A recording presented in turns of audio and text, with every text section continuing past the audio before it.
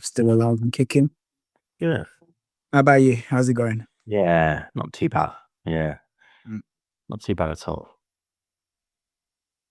So I did want to talk about, the P thing, but you expressed some reservation, so I don't really want to force you into that if you don't want to. So yeah. Basically, let me know. Are you comfortable? Are you not? If not, we can just do something else. I guess putting stuff out there about I'd like to keep kind of generalities about that rather than go into the depths of like, do you know what I mean? Specific genres and frequencies. Yeah, well, yeah, I guess so. Favorite websites and forms. I'm aware like that it does, like I've slipped up a couple of times recently, and I'm aware that I don't feel as confident afterwards. And you've obviously mentioned about like the energy that I'm giving off, the sexual energy and stuff. And I guess like the determination to pursue women and things like that and better myself, probably it does deplete when I'm in that place. And I guess it's like you're just putting yourself in a place where I think it's deep down people know that they're like being a bit of a loser doing it, and it wastes time and things like that. So I'm aware that it's the detrimental effect. I guess what I could do with some like advice on keeping it still a bit vague, but obviously, you mentioned this to me like a few weeks, like 3 or 4 weeks ago now, and within 4 or 5 days I'd had sex, but that isn't going to necessarily be a general rule at this point. Maybe in a few bit more time working with you. How any tips on fulfilling that need or whatever? Because you've said not just the P word, it's the retention thing. But obviously, physiologically, I've had aches and pains, and I'm worried that like, because I'm a bit older now, I'm worried about like prostate and stuff like that. Yeah, any kind of tips on that? All right, but so just for clarity, so you're saying what should you do about the need for sex? Is that what you're talking about? Yeah, if it's not, because I'm not quite, I don't think it's always going to be the case. Like, well, okay, I got it. But if we're gonna be really honest, though, hand on your heart, is the porn thing really about sex? So, I would imagine. So you said often you're alone at home. It's nighttime, and I'm asking a question here, but from what I've seen and from what I've experienced, porn use is usually about trying to run away from something. So it sounds like this is an addiction. This is what I'm basically hearing. Yeah, I'm hearing addiction, but addictions aren't about the addiction. Addictions are usually about pain. Yeah. So you got someone who's like a drug addict. There's some guy on the streets right now in Birmingham or wherever, and he's a heroin addict and he's shooting up. And he's shooting up because there's some pain that he doesn't want to face. And if he has the heroin in his system, he doesn't have to feel that pain. I would imagine that when you get the urge to start looking, there's a pain that you're trying to run away from. I mean, you've said a lot about how you feel about where you're at. Maybe it's that, I don't know. But I guess what I'm basically trying to say is I don't really think it's a case where you're like, oh my God, I'm so horny, I've got to do it. Maybe it is, but like, look, I had a little porn thing, back in the day as well. And what would happen with me was the first time I looked, it wasn't that I was overcome with arousal. It was like, let's just have a look. Like I'd be laying at home, I'm in bed, and I would feel like let's just have a look. And then, but I'm just going to look for a second. I'm not going to look for that long. I'll just look for a little minute. And then I'd start looking. And then I'd carry on looking. And then after a while now, I'd start doing stuff while I'm looking. And then I'd be trying to pull myself away. And then an hour or so would pass. And then eventually, one would climax, so to speak. but the initial trigger wasn't crazy arousal at all. Yeah, I would say it's definitely a traumatic response, a trauma response. I know that's a strong term, but it is a trauma response for me. I think, and this is where I feel very vulnerable about this sort of stuff. I guess inherently is feeling like I'm outside of the club of people, having their carnal ways, met. And so some of it is like a reclaiming of power, I suppose, or like like a sense of I'm missing out, therefore this is one way that I can. Do you know what I mean? It is definitely, it's not just a physiological thing. There's obviously a huge amount mental about it. And I mean, if you read that book, Sperm Wars by Robin Baker, something like that, and there is something about being in that passive place, it can fuel that sexual arousal or whatever. And so, yeah, I think like the last time I fell in that respect, it was after like a girl had rejected me quite badly or something like that. And I just felt like a lot of my matches on Hinge had gone cold, or, I didn't feel any hope. And so, yeah, that's kind of where my head was. But at the same time, if I'd go a week or two without, my body's also feeling pains or aches or whatever. And somewhat that might be because through the week I might be,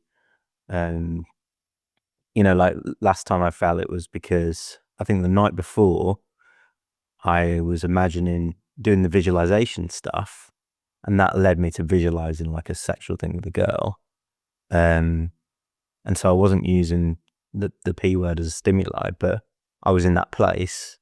And so I probably got myself into like a physiologically, like, I was turned on and stuff and and then I stopped myself. And then the next day I was like super, super horny. And I felt really sore as well, like, because I guess I hadn't had the release that maybe I'd set up for myself, if you know what I mean. Well, I got a couple of things to say. So number one, you've spoken about aches and pains and soreness.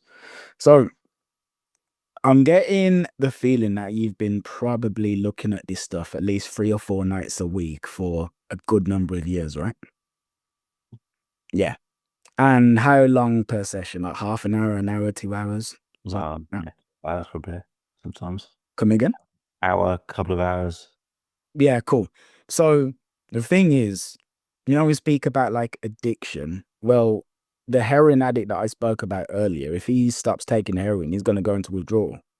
And you're going to experience that. So like when you're speaking about aches, right? Likely you're talking about your balls, maybe other places as well. But the thing is, your body's used to getting rid of a certain amount of semen. And then when you stop, it's like still building and building and building because it's expecting that you're going to get rid of it. Right. And then also your body is constantly used to you having all of these like dopamine flushes, oh yeah, drowning in dopamine, and then it's not happening. So that's to be expected. So, you spoke about prostate. Your prostate's going to be fine. Like, when did you first touch yourself? Oh, actually quite late, probably like 16, something like that. There you go, right? And the thing is, your body was creating semen by the time you were like 12. True. Right? So it was. So from like 12, probably even 11, to be honest with you. I don't know, like 11, 12 or so, your body's probably making semen. From then until 16, you were totally fine. And it wasn't like when you were 16 and you did it. It was because, oh my God, all of this is building up. You probably just thought, let me experiment with this thing called masturbation. That's actually what happened to me. Slight tangent. So all the boys in my class were talking about this thing called wanking. And they were talking about it for years. Wanking, wanking, wanking. And I was just like, just try it. And I sit there and I was like, this is boring. Like nothing would happen, right? And one day I was like, all right, look, I'm just going to sit down. I'm going to do this until something happens. Like I made it my mission. I was there for about, I don't know, half an hour or so, just literally like there, no stimulus. I wasn't looking at porn or anything. I'm just there. Anyway, that's neither here nor there. So point is, there's a physical side to it. Another thing as well is what you said earlier. You spoke about trying to reclaim like power. That sounds to me like it's like a general overview, but what I'm trying to say is, in the moment when you decide to look, what is actually going on there? Because I am guessing, I mean, I don't know, but I'm guessing in the moment when you decide to look, well, I don't know, like, is it loneliness or shame or something like this? Probably shame. Yeah, probably a bit of shame. Mm. So I'd start looking at that shame. It's not a sexual shame though, in a weird way. I would say it's not. Well, it is. It's not like, obviously, made it very clear from the start I'm a Christian, and I think there's certain views about how Christians see sex, and that's true for a lot of Christians, I guess.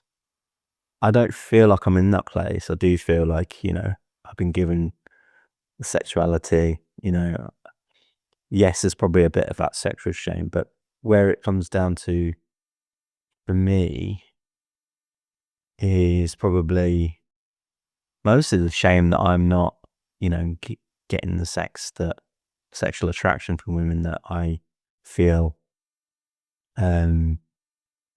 like loads of other people are and all that sort of stuff, and they're all having a fun time and I'm out of the party. That's kind of where more I'm coming from, rather than it being wrong. Do you know what I mean?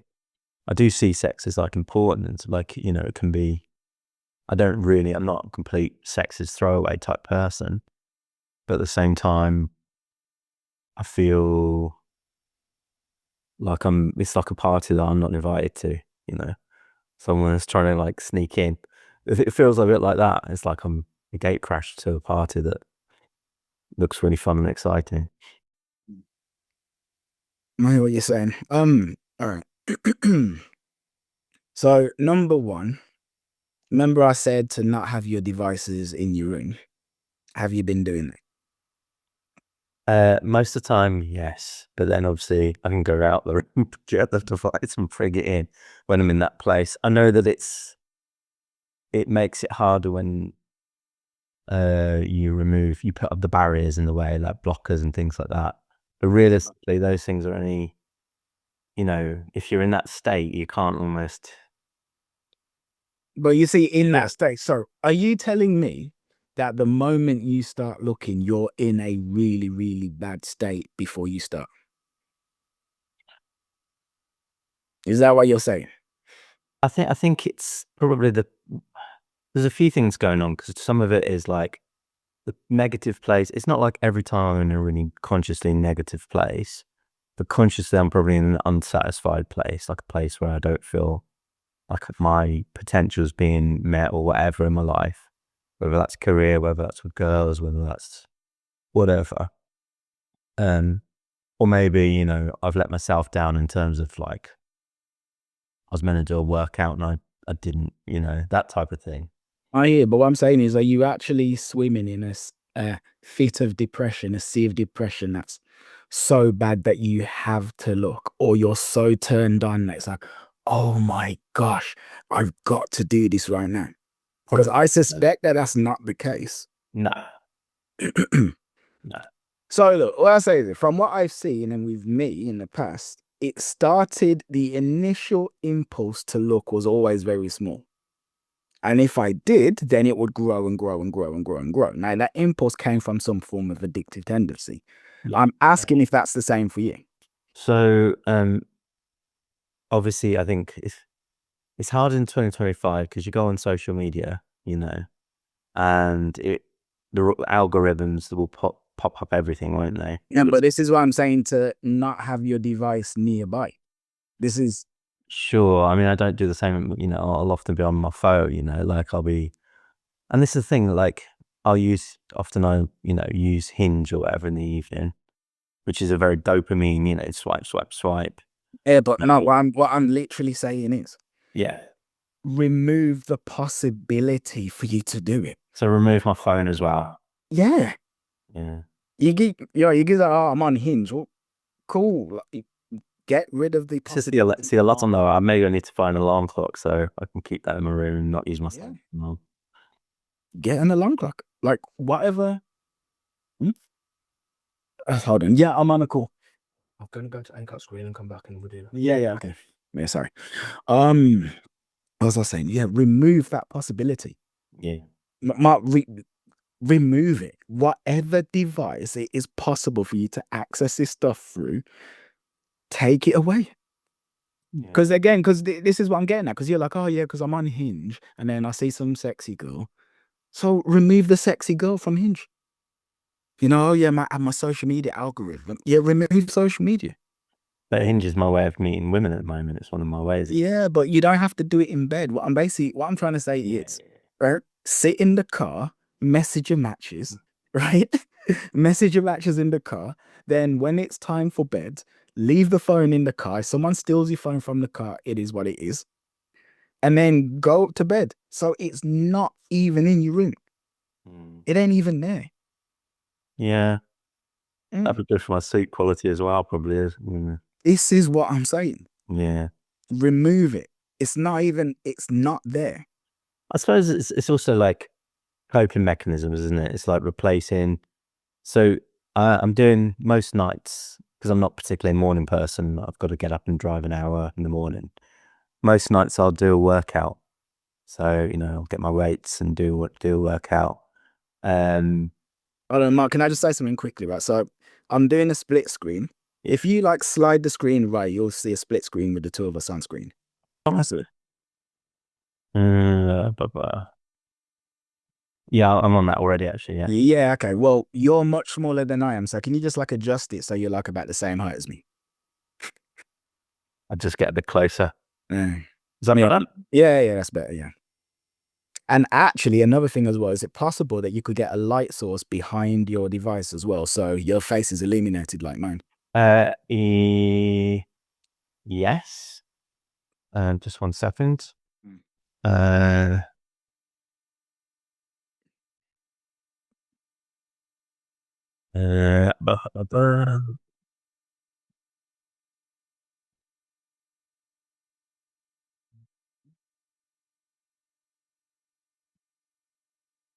Oh, what's happened here?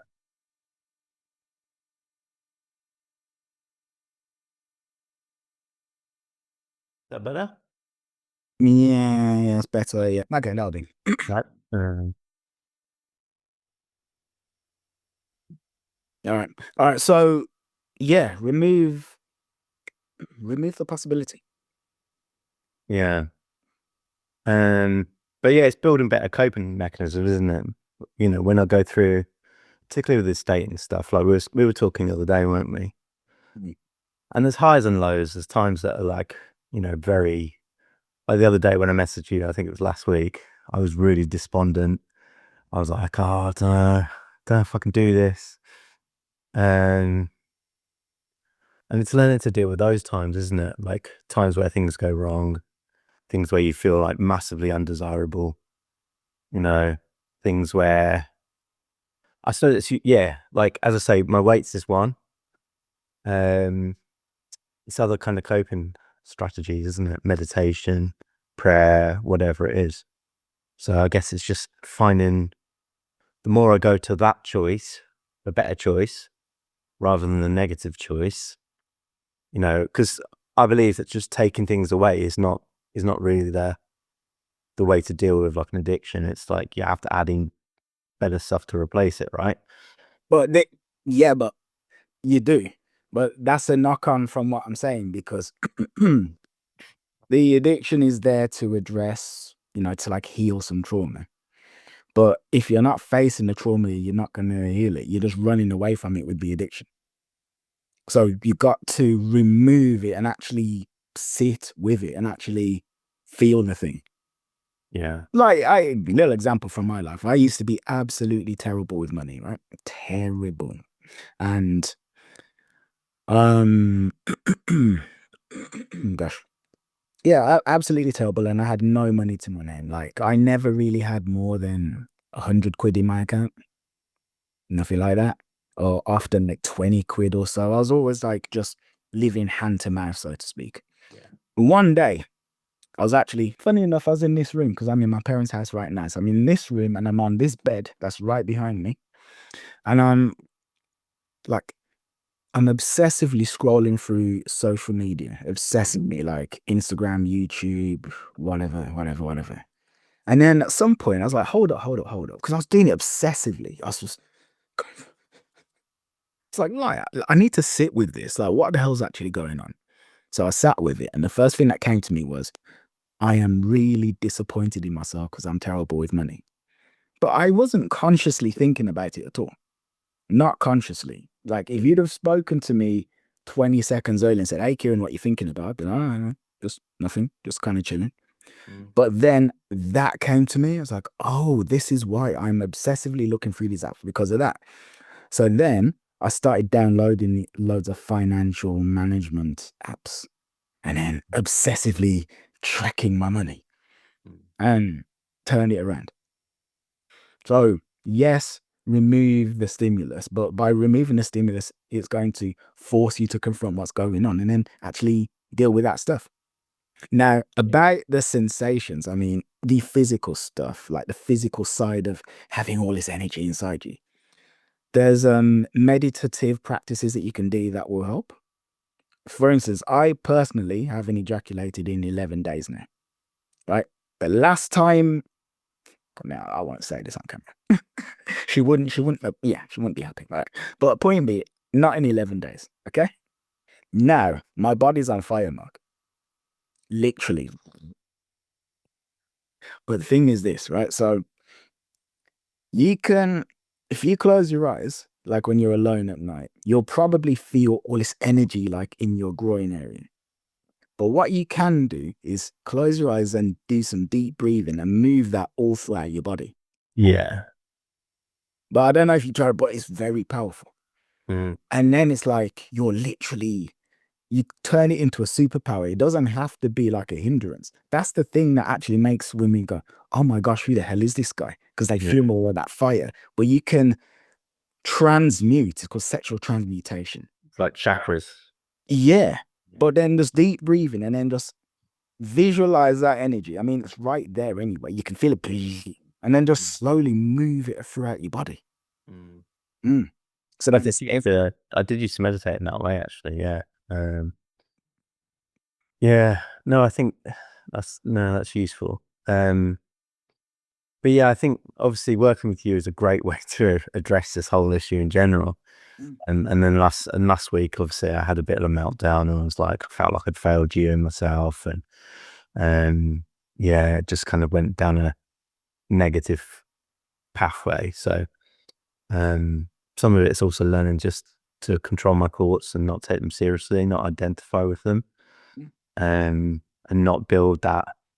I think sometimes in dating, like particularly online, online dating 2025, you do have to have like a thick skin, right? Because it's like so, disposable. It's so like you can be talking with someone, can be feeling really hopeful, and all of a sudden you ghosted, you're unmatched or whatever, and it's like, what? How did I do wrong? And it could be a million and one different things that don't relate to you at all. But this is quite a common thing, right? And so I guess it's just putting myself, I'm continually going through hard knocks. Like I'm getting some good things, but, I guess there's a process of desensitization that's going to come through it as well, isn't there? Just more and more exposure to women, more and more rejections, more and more successes.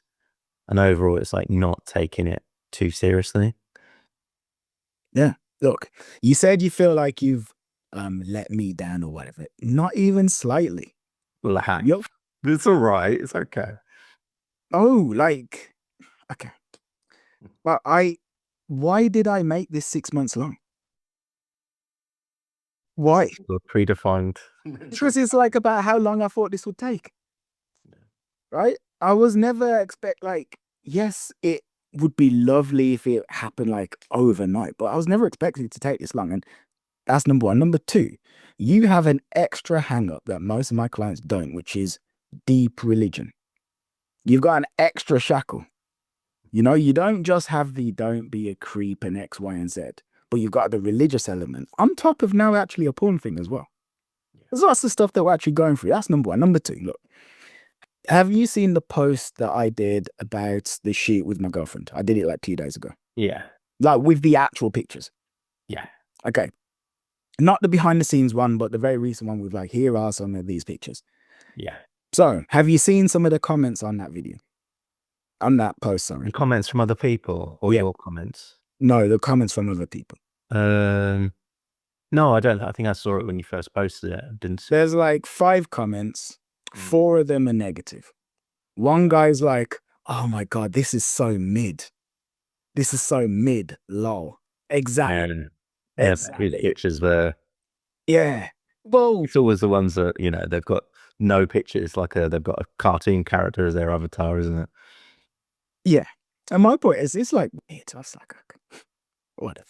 My point is, so those guys who left those negative comments, right, like those snarky comments, they do not have the balls to do what you're doing. Like, they literally don't. No. Because the reason why they left those messages is because they saw that, right? Because here's the thing. I mean, kind of bit of a red pill space, right? But if you notice, I'm not really red pill. Like I kind of am, but I'm kind of not at the same time. Yeah. Because I'm also saying, hey, you can have a relationship with a woman. And that triggers guys like them because they're like, no, because Myron Gaines says that all women are good for doing is putting your penis inside and stuff. And I would really like a relationship with a woman, but I'm scared that I'm going to be hurt. And I don't think I can put myself out there. So I just have to attack this guy, right? If they were, you don't get like attacked by anybody like who's like above you. It's usually people who are below you. Or anyone who's like even in the grind. If that guy was like actively going out there and doing his thing, you'd be like, hey, look at what he's achieved. Great, inspiration. I hope I can get that too. Yeah. That guy there who's like, oh, this is so mid. He's never going to get what he wants. You are going to. All you have to do is just keep walking through. I have seen nothing but progress. Have we had some steps backward? Yes, we have. Would I have preferred we didn't? Obviously. Right? Yeah. But, you know what I mean? Yeah, that's true. Look, you said to me, hey, how about, we just end this now? And I said, no, we're not ending anything. The reason, just for the benefit of people watching, the reason I said that was not that I wanted that, but because the last video that we had was of me achieving a good success. And I thought if I'm going to keep letting down Kieran, I'm going to make him things bad for him or whatever. And he could rack it up with a bow and be gone with me. So it was from that point of view of like feeling like, oh, I've let you down, and that I wanted to, not let you down really. But from a negative point of view rather than a positive, I'm gonna do this. But yeah, I think in those moments, it's like that day I was like, I did a lot of spiritual work when I was young about like not identifying with the ego and stuff and having that detachment to realize that you're just playing a song in your head. And that day I was playing a bad song. But unlike normally, I was just so close to that bad song, I was really identified with it. And I was just so negative. It lasted like a couple of days, and then I came out of it and I was like, I'm fine, let's do this, And so these things come here and there, like for the day or two. And then what's that phrase? This too shall pass. There you go. And I guess that's the same when I'm in that place with the P words, like, those thoughts are coming up. So this too will pass, I don't have to, I can sit with it, but I don't have to do the thing. So yeah, I think it's just, sometimes this stuff can be really difficult. Like you said that on the message, even like when you get loads and loads of success, there can be times where it's really hard. But yeah, I think it's keeping on going, that resilience, and I will get there. I'll get to the place that I want to be. 100%. Yeah. I think you said there was some other stuff you wanted to talk about though. So what were those other things? One of the big things that we've Well, I could do like another 10 minutes or so. yeah, okay. One of the big things that I think we've hit on a bit when I've sent you like screenshots of messages that I've had with girls, which I've done a little bit this week, is in the past you've said like I'm trying to be less logical and less like less of the what do you do and all this stuff, creating more mystery and intrigue, more flirtation, more role play, all sorts of stuff that's like I'm taking risks as well. Like some things I'm doing that I'm like almost feel I'm just road testing them, That's great. That's what we want. Yeah, almost like a bit of a, but I am still, when I'm finding a girl that I like, and I'm maybe seeing that archetype of like the kind of the nice girl, the sweet girl that's maybe a bit more conservative in her, who's got a bit of depth or whatever about herself, and maybe she's putting out stuff like I'm looking for a nice guy. I will then go into nice guy, and I suspect How does that work out for you? not great, to be honest. It's difficult because I had a situation the other day where I came in very like mysterious and flirty and fun, and the woman like kept pressing me for like personal information, what I do, and she was like, I just want to see into your life, your day-to-day life, what makes you you. And so I wrote this like autobiography, and she was like, I don't think we're going to be a match, goodbye. And I was like, shit.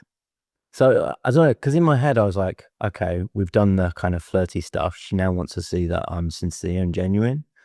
And then when I acquiesced to that, she was like, I mean, to be honest with you, while I don't think you should have acquiesced in the way that you did, I don't think that by you sending her that information, she was like, oh, I'm no longer attracted to this guy. I think she just obsessively wanted to know things, and then you gave her information, and then she just made judgments about you based on the information. Yeah, maybe. That's really what that sounds like. Yep. So I wouldn't beat yourself up too much about that. I mean, yes, could you have like probably sidestepped that? Yes, I think so. By, not acquiescing and giving away so much, or maybe you give like a little tidbit of info here, like, okay, look, so I work in finance, I'm a white male, my ancestors are Anglo-Saxon, and then you move on. And then you laugh and joke some more. And then, a little bit while you give her a little something else, like maybe something like that. But fundamentally, I think that's more about her than you. Because how many women have you ever had with like, I met you down for info, give me info, give me info? It's very rare. That's true. Not loads. And most of them are quite content to, often when people ask about my job, I said, oh, I'll tell you when we meet, as a way, almost as like a bit of a soft close for a date, oh, well, that thing I'll tell you over a glass of wine. And they go, oh, I like that. I like a glass of wine. There you go. Oh, let's make it happen. But yeah, it's like most of them haven't pressed to that extent. So maybe she had some sort of agenda going on. 100%. A guy with 6 figures or whatever. And not that I portrayed myself very negatively, but maybe she was like, oh, well, because my job, it can sound quite high prestige. It's not really, but maybe, yeah, whatever. Something went on with her in that instance, but I think I am defaulting still to a lot of like a woman that I was meant to go out with on Wednesday. I booked us into something and I paid some money, and she cancelled a couple of hours before, and she money transferred me the whole fee, everything, me and her. And she was like, I'm so sorry, like I'm still interested, I'm just going through like a really difficult personal thing. And so I defaulted in kind of like, you okay, can I help you, do you want to talk or anything? But I've only been on one date with her, I've not slept with her or anything like that. Should all that kind of stuff all that kind of sympathy stuff and they're there, should that be completely avoided? It's hard to know, like. Largely, yeah. Mm. Very, very, very largely. So something I want to deal with is something you said a little bit earlier, which is women being really nice, and you feel like you should be nice too, unless they're not sexual. I mean, Yeah. I mean, like, that's the feeling that you get, right? Yeah. Cool.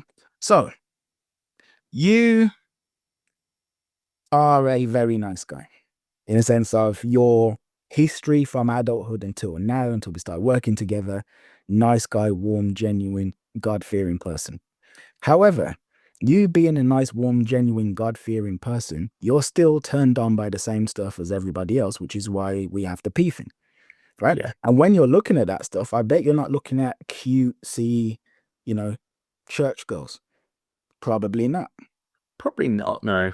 I mean, it doesn't matter. But the point is, that content there is tantalizing you, irrespective of your religious beliefs and your general nice, warm, caring disposition. Why?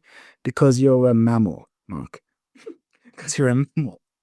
And it can't not work.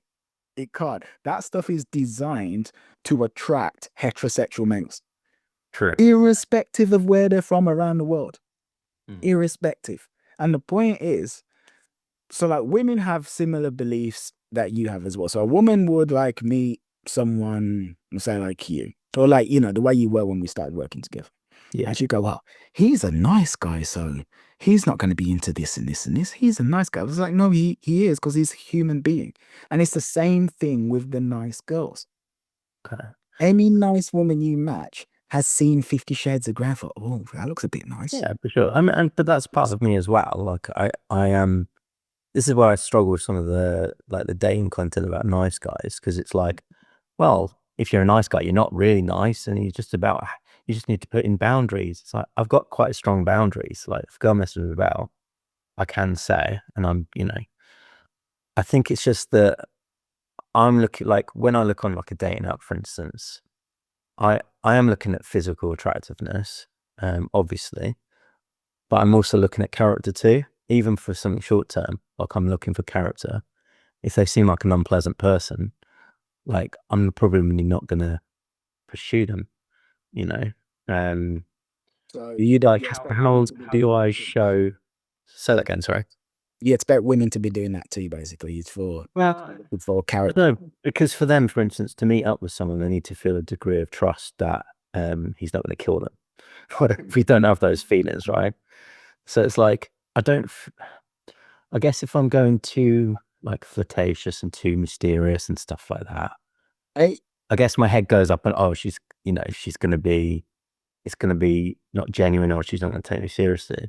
But have you had that happen? Because it doesn't sound like you have. I think I probably have, because I've almost been, maybe it's because I've been over gamey, like too gamey, or too. Well, let's say this. Basically, 90-10, at the very most 80-20. Yeah. That's more or less it. Now, here's something you gotta realize. So, you said, I think you did say that you'd be on websites looking for the perfect clip. Yeah. Right? Now, how long will it take you to find the perfect clip? Hours, right? Yeah. So you're on whatever site it is, and you go through clip after clip after clip after clip after clip, and you're trying to find the absolute perfect one. Thing is, you're about the same age as me. So I remember the days when it was just magazines, right? So you'd have to fight through the embarrassment to go into a shop and grab a magazine off the top shelf. I hated that feeling. I really did. Just like reaching up for it, and then you take it there, and sometimes there's maybe a woman. And anyway, whatever images you had in that magazine, that was all you had. You had to make do with those images. Then there was the days of like 56K modem, when it was like peer-to-peer downloading, and you would see a file name and you wouldn't know what was attached to the file name, but you just see the file name, handjob.mp4, and you would download it, and maybe it would download, like it would be at 37% like 4 hours later, and you would kind of see like a little tiny piece of it. And whatever that video was, you just you just accepted it because that was the best you had. Nowadays, again, with all of these streaming sites, people are incredibly picky and choosy. But if you think back, you weren't that choosy back in the past, were you? No. With women, they treat you on dating apps the way you treat porn. That's honestly it. Mm. It has to be perfect. They want perfection. And the thing is, it's so easy to find a man to be like, yes, I'm a nice guy and I will treat you well. Lots of guys do that. They go, oh no, there's no good men. But they're seeing guys say that. Loads of men are saying that, and it's not gripping them. What actually is gripping them is the fun and the wit and the flair, because that's rare. Yeah. That's the thing that's rare in dating. And that's why you need to lead with it. Because the nice guy stuff, look, there's genuine nice guys out there who want to treat people well. And there's men who are just pretending to be nice because they think that's their winning one. Sure. But either way, it's not rare. It's very common. Common as all hell. If you created a Hinge as a woman, average woman, you would have sleazy men, and you'd basically have sleazy men, and you would have men saying, oh my gosh, you're amazing, and tell me your lotion. So, and this is actually why. So you gotta hook them in with that. Now, again, 80-20, 90-10. Ideally closer to 90-10. Yeah. Yeah. And some of the kind of more deep and meaningful, sincere stuff can come later down the line, Well, if you want to get it in the 10%, you can do it whenever you want, as long as that ratio is like 90-10. I think for me, it's being more comfortable with some of the, the stuff that you're teaching. It's like, I think somewhat I'm defaulting to the nice guy stuff because I'm not confident I can maintain. And also maybe if I'm continuously being like flirty, maybe there's a part of me that feels like I'm not being sincere. So it's kind of like, not defaulting, and maybe for a while it will feel a bit weird when I'm just trying to get used to, because I can start off quite strong. Like, I think I showed you the message the other day, and you said that's fantastic opener, blah blah blah. That one died after like 2 or 3 messages, and I don't. Maybe like next session or whatever, I could show you some of these like things where it's like dying, and I don't know. I guess it's just, maybe it's just being aware when I have that tendency just to kind of, I don't know. I just feel like I suppose I have to give like some sort of like solid, real, genuine content or something like more, I don't know. Do you know what I mean? It's like, it feels unnatural to me to keep up that like flirtation. And also like when you're tired, whatever, and a girl texts you, you're either like, don't text her until you've kind of like thought of something clever. I don't know. I guess sometimes I can go to trying too hard as well to be clever and funny and flirty. So it's like having that balance between like keeping that vibe up, but also not like. Well, I do get it. So a lot of what I'm saying is due to the limitations of actually messaging people. Because if she's in front of you, she can feel your energy. So you don't have to be so witty if she's actually in front of you. Whereas if she's just reading a message, I mean, all she's got is the words on screen. And if those words on screen aren't tantalizing her, then there you go. Now, if I were you, I would send more voice notes, because the more voice notes you send, the more of yourself that you can convey without having to be overly witty. What I'm finding is that with voice notes, I'm thinking, I'm almost sometimes writing down what I want to say, and then to try and make sure it's perfect. And then by the time I record it, it sounds like, it sounds artificial because I've thought about it too much. It's not come off the cuff. Worry more about how you're saying it than what you're saying. Yeah. But I mean, I do hear about this stuff, but like, this is the nature of the beast, really. Yeah. Because when you were being really sincere, they didn't really want to know, did they? I got quite a lot of dates through like the early doors. It was like a lot of very long messages. So the woman would send me really long messages. I'd send her really long messages. Be like, oh, you know, how, you know, all stuff like, what are your hopes and dreams? And, you know, all this sort of stuff, you know, very kind of logical, very deep and meaningful. And we'd often have that going into a date where we'd know lots about each other, you know, but then a lot of the dates were not ending anywhere, or they were staying in that zone. So I can't use that as a good barometer for, you know, because maybe they liked me on the values point of view, and, you know, maybe I was good to talk to and interesting, but in terms of like that, you know, the sexual domain, it wasn't there, I guess. So I think I've got that, like, you know, I'm into a lot of things that a lot of women are interested in. I'm into psychology, relationships. I can talk about personality types, attachment styles, all this stuff that a lot of women love to talk about. But ultimately, it's not about rapport necessarily, is it? It's like, it has to be led with like attraction. Yeah. You know, if you meet some woman who's overweight, and you know, she's not morbidly obese, but she's overweight, and she's, you know, you won't call her ugly, but she's just not great looking. But you have a fantastic conversation with her about psychology, that's not going to make you want to sleep with her. Oh, it probably was.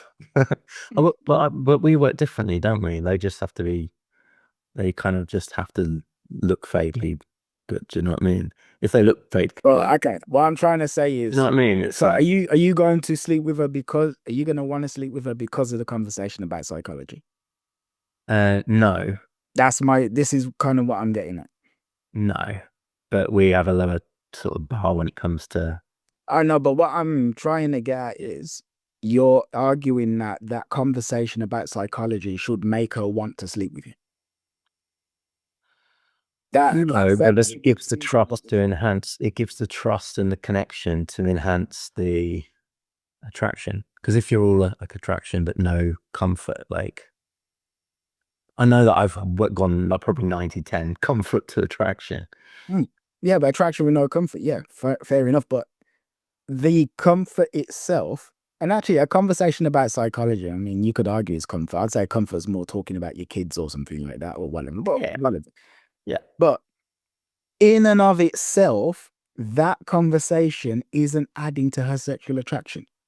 It's just adding to her trust. No. And that's the point I'm making.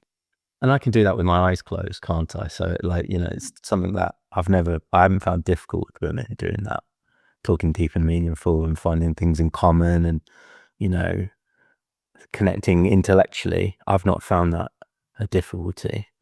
So that doesn't need, whereas with some of the flirty stuff, the attraction stuff, sometimes I fell on my ass, you know? And it's like, I mean, look, honestly, where I kind of need to really work on.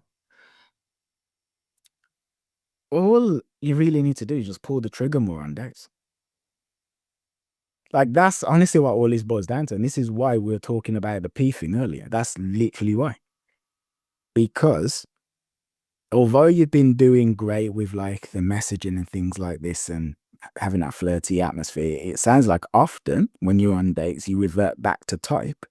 And that reverting back to type isn't getting you to where you actually want to be. And then, you know, the whole P thing is like, again, you're on a date with a woman, but you're completely drained and depleted of your masculine essence. And she doesn't feel a charge coming from you. And on top of that, you know, you've got the religious upbringing that making you compress even further. So it's like, oh, yeah, nice man, but not particularly one I'd want to open my thighs for. But I think what I'm saying is that, I think we're probably saying the same thing, but again, on dates, I'm probably defaulting very much into what your hopes and dreams, you know, that type. I'm being flirty as well. You are, but my point is this. This is the point, and this is why I keep speaking about the P word, right? So, I guess, okay, and I try and describe this. The net effect of that use is actually making it harder for you to be flirty because You can speak to a woman and you can be flirty and you can like consciously try to do it, or you can have that energy bubbling up inside of you, I which think. is going to radiate from you into her, irrespective of what you do or say, and make her feel something. This is actually the point. Because you see that, you're like, oh my God. Oh, oh. That right there, that feeling, if you're on a date with a woman and you're feeling that and you're sitting and you're talking, do you think there might be a difference to how you look at her when that energy is flowing through you? Yeah. Do you think there might be a difference to how you walk, talk, sit, and stand? Yeah, for sure. Do you think you might be more decisive? Yeah. This is what I'm getting at. It's like that thing is going to have a gigantic impact. Yeah. Yeah, for sure. It's easy to focus on content rather than the vibe that creates the content. This is what I'm trying to say. Yeah. I'm saying there's the two things. There's the content and there's actually the vibe. The vibe is the most important thing. The vibe is the most important thing. So as I've been coaching you, like, okay, so with messaging, you're not there in front of her, so there's no vibe and it's all content. So with messaging, it's very strategic because she can't feel your essence. But if you notice in person, I've been speaking more about how you come across in your energy. However, I've recently realized that this habit is suppressing your energy down even further, Yeah. and making it harder for that to come out. 100%. But this is what I'm saying. Yeah. It's about the vibe, and we'll fix the vibe by addressing that. Yeah. So like, look, have you got go on? I think both are important. I think I need to improve on the content stuff and understand, like, and also slightly shutting off some of the rapport and the nice stuff, a little bit kind of putting that on ice. But I could be just like, it's both, I think. Do you mean in person? Both, yeah. Here's the thing. Obviously, you can do both, right? And you should do both. But yeah, you've heard of like the 80-20 rule, right? Yeah, Pareto principle. Yeah. Yeah. I'm telling you categorically, 80% of it is from the energy and will be accomplished by just abstaining. I'm telling you. Yeah. 100%. If you never had another call with me ever again and only ever just stopped looking, you would actually be fine. Like, yes, the more things I could teach you, yeah, yes. But that's not the reason why that's not the thing that's stopping you from getting over the hurdle. It's actually this right here. Yeah. You take care of this, you're gonna walk, you're gonna have such a swagger about yourself, you're gonna feel so much better, you'll feel like so much more of a man. You won't feel like, a loser who's looking at this kind of stuff. It probably makes you feel like bad because, hey, I'm a Christian, I'm God-fearing, I'm not supposed to be like this. I can imagine the kind of thoughts that plague your brain and actually pull you down like this, in addition to the fact that you're actually just flat. Like, for instance, bro, I work out, right? When I haven't, released for a while, I'm notably stronger in the gym. Yeah. But like notably, so, you know what I mean? So what the hell's going on? I think it's because I know quite a lot of people who don't do it, or at least, they present like they don't do it. They've got no game, They don't do what, sorry? They don't, watch porn or whatever. Okay. Yeah.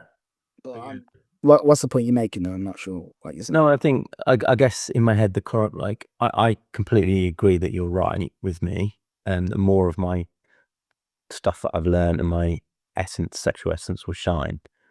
But there are people who just don't, who are no fat, and they're the most boring people, like they've got no, or they've got no game or whatever. So yeah, I think, but like, are you saying that those people are really successful? Is that what you're saying? Like, what is the point about those people? No, I'm just saying that some of those people that I think you could, like you can see lots of people on YouTube, like for instance, that are no fat people, and they're not charismatic or interesting or whatever necessarily. Yeah, but at the same time, in my case, I definitely think this is suppressing me. And But why even bring that up when you've actually known from your own personal experience that it does make you more charismatic? yeah, no, that's a good point. Yeah, I think that's No, but I mean, you said it a number of times. Like even when we first brought it up, you're like, yeah, you're right, because I have noticed that. yeah. You know what I mean? Yeah, no, I think what I'm saying is that I definitely need to practice the whole attraction stuff as well. I can't just be, and I think Well, I'm not telling you not to. Yeah, but you see, what I'm hearing from you is, this is what I'm hearing. I'm hearing you trying to find a way to make it okay to slip up on this. no, I get what you're saying. No, but no, I'm not. I'm just saying that for me, I think some of the flirting is quite a new thing for me. I never used to flirt, so it's still a skill that I need to get used to and kind of, again, my previous attraction model was like, talk about values and show what a nice guy I am. So it's like a little bit of unraveling some of that as well, and learning to flirt. Yeah. So, but I think I'm getting better. Definitely, I'm definitely getting better. But so you are, but do both. By all means, do both. Yeah. Never in a million years would I tell you to not do both, because the better you are, the better result you get, and the better I look in retrospect. So obviously do both. However, the single greatest thing that's going to impact you is going to be the porn thing. Okay. Seriously. Yeah. That will have the biggest effect. Yeah. Bearing in mind, and I'm saying this as a dating coach, and I'm not supposed to be speaking to you about that kind of stuff. So that has nothing to do with me. So if you basically start looking at porn and then all of a sudden you're transformed, well, it makes me look slightly worse because, well, you know what I mean? I didn't give you some magic line. So I'm kind of making myself look worse in a way to get you the result I know is going to give you the best effect. I understand. Yeah. If you see what I mean? That's the main thing. Yeah. But by all means, do both. By all means. Yeah. Mm. I will. Yeah. And I'll move my devices out my room. Please. Out the house, like, make it hard for you to... I'm in the car. Sit in the car, look at Hinge, and don't do anything naughty in the car as well. And I thought it's going to run through your head. Oh, well, that's not going to run.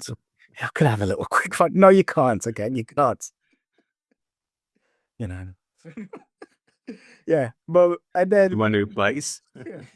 Or like you sort of lay down on the seat. Start throwing towels on. Yeah, none of that. Blackout windows. Oh, Jesus comes, yeah. Tinted windows. Yeah. But none of that. But yeah. Anyway, it's funny, I said, oh yeah, I could do another 10 minutes. Ended up being half an hour. There you go.